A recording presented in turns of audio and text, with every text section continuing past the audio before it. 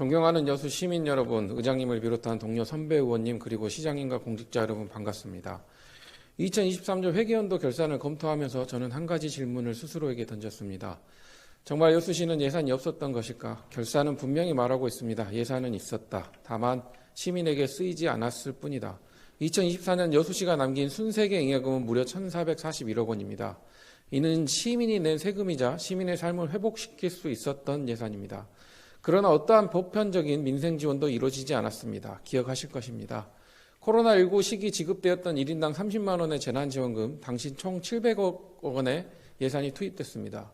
그런데 지금은 그보다 더 많은 돈이 남았음에도 시민들은 아무것도 받지 못했습니다. 예산은 남았고 시민은 빠졌습니다.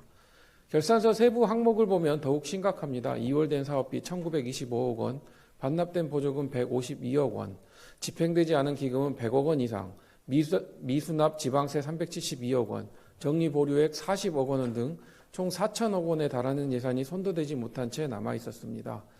이것은 단순한 집행 지연이 아닙니다. 예산 기획부터 사업 설계, 집행, 사후 관리까지 행정 전 과정에서 구조적인 실패가 반복되고 있다는 증거입니다.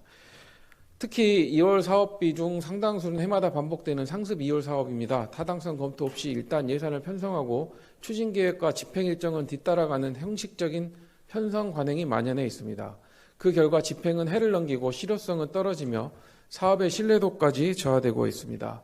보조금 반납률 역시 10%를 초과하고 있습니다. 사업 대상 선정의 기준이 불분명하고 성과 검증 체계도 미비하다 보니 예산은 나갔지만 성과는 없고 결국 반납되는 악순환이 반복되고 있습니다. 14개 기금 중 절반 이상은 집행률이 30% 미만입니다. 적립만 반복되고 시민들은 존재조차 알지 못하는 기금들입니다. 고액 체납자에 대한 징수율은 사실상 0%에 가깝습니다. 의회에서 여러 차례 지적했지만 달라진 것은 없습니다. 그렇다면 묻겠습니다. 이 예산은 도대체 누구를 위해 남겨둔 것입니까? 시민을 위해서도 지역 경제를 위해서도 쓰지 않는다면 대체 왜 남겨둔 것입니까? 최근 정부는 20조 원의 규모의 추경을 통해 소득 구간별로 일반 국민 대상을 10만 원에서 25만 원, 기초생활수급자는 50만 원을 지급하는 선별 지원 방안을 검토하고 있습니다. 물론 국가 차원의 재정 부담과 형평성을 고려한 결정일 수도 있습니다. 하지만 여수시는 다릅니다. 우리 시에는 시민이 내는 세금으로 남겨진 1,441억 원의 순세계 잉여금이 있습니다. 하지만 이번에 우리 여수시는 달라야 합니다. 이번에는 잉여금을 남길 것이 아니라 적극적으로 재원을 발굴해서 중앙정부의 지원을 지역 차원에서 보완해야 할 것입니다. 이것이야말로 중앙과 지방이 역할 분담해 민생을 함께 회복시키는 재정협력의 모범 사례가 될 수 있습니다. 중앙정부는 국민 전체를 폭넓게 지원하고 지방정부는 그 틈새를 섬세하게 메우는 구조, 지금 여수시가 그 전국 최초의 성공 모델로 자리 잡을 수 있습니다. 민생은 무너졌고 소상공인은 버티지 못하고 있습니다. 그런데도 단 한 번의 실질적인 보편 지원조차 없었습니다. 시민은 시장을 단순히 서류에 결제하는 행정 책임자가 아니라 고통을 읽고 행동하는 리더로 선택했습니다.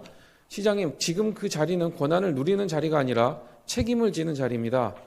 저는 다음과 같은 구체적인 대안을 제안합니다. 첫째, 여수시 예산을 활용해 정부가 지급하는 25만 원에 여수시가 차액을 보전하여 1인당 총 40만 원의 상당의 여수형 민생회복 소비 쿠폰을 지역화폐로 지급하십시오.